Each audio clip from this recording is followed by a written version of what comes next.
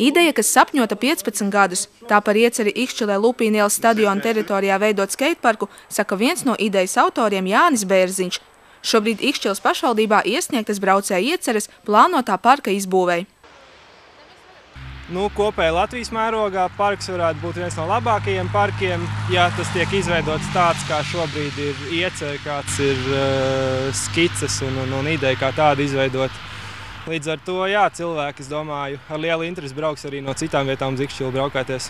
Mēs nolēmām likt skateparku Lupīna ielas stadionā, futbola laukuma galā, kā monolītu konstrukciju, kas ir vesela konstrukcija, kur bērnu tā atrakcija tiek veidot tādā veidā, ka viņi brauc tikai pa to finierēto virsmu. No vienas atrakcijas pārbrauc uz otru pa finierētu virsmu, neizbraucot ārā uz asfalta. Viņš kā viena liela detaļa, 35 metri gara un apmēram 15 metri plata. Vismaz tā doma šobrīd ir.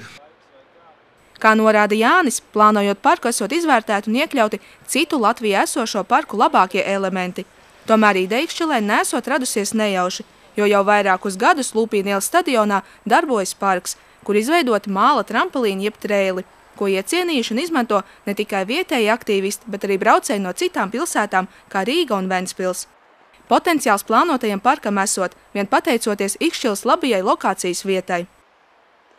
Un ja vēl būs klāt arī skateparks, tad, protams, visa Ikšķiles jaunatne, kas ar skateparku sporta veidiem nodarbojās, visi BMX braucēji, klāt vēl nāk inline skrituļslidotāji un skateri. Līdz ar to, es domāju, ka parks nestāvēs tukšs. Kā norāda pašvaldības pārstāvi, šobrīd ar parka ieceri strādā projektētāji un tuvākajā laikā plānots izsludināt konkursu parka izbūvei. Darbus plānots sākt pavasarī, lai jau šovasar to varētu atklāt. Bažas vien radot ieceres realizācijas procesu, jo pasūtītājs varētu saskarties ar kvalificētu un zinošu speciālistu piesaisti izbūves procesā, jo plānotais parks esot specifiska būve.